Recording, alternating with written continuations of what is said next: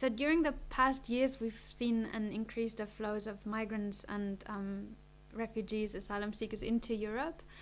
Coming with that, there were a lot of concerns about how donors respond through using aid and overseas development assistance, or ODA.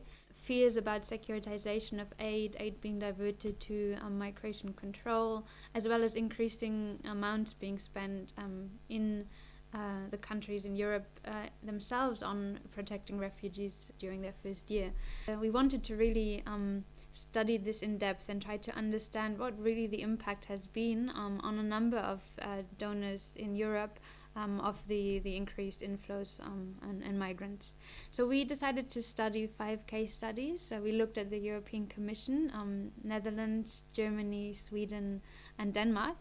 And what we did was both in terms of numbers, looking at how has this inflow impacted on ODA flows using OECD data, as well as more at the policy level and the longer term strategic aspect, how donors are changing and responding to these migrants flows, both within Europe and sort of trying to address irregular migration and migration outside of it. So why is this study relevant?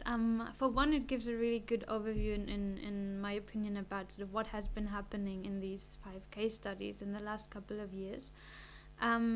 So it gives a good sort of sense of the terms of shifts and trade-offs we've seen in these donors, but also how they've reacted. But then it also throws up some of the bigger questions on the use of ODA in relation to migration and asylum seekers, both within Europe as well as externally.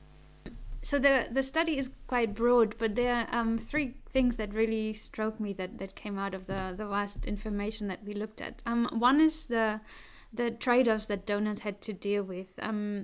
Even though we've seen that there was actually more ODA available, both for refugees in Europe as well as externally, at least until 2015, that did come with trade-offs for ongoing programs. In a number of cases, we've seen donors having to renegotiate or stop ongoing programming.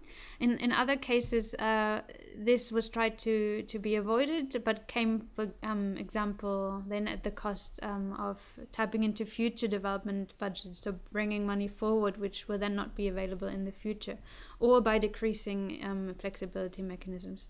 The second point was sort of the geographic implications, and clearly we've seen that with humanitarian funding for obvious reasons, with the crisis in Syria receiving much more. That is reflected in the numbers, but also in the longer term development thinking. Donors have increasingly integrated migration relevant aspects, for example, into allocation criteria of specific funds, but also in the sort of strategic reflections, how to choose key partner countries. The third aspect is looks more at sort of what the role ODA can play to address migration externally. And there the study highlights some of the tensions that exist between the political pressure to look at also internal security and addressing irregular migration, as well as the mandate to support the sustainable development goals and have a starting point in the migration and development needs of partner countries.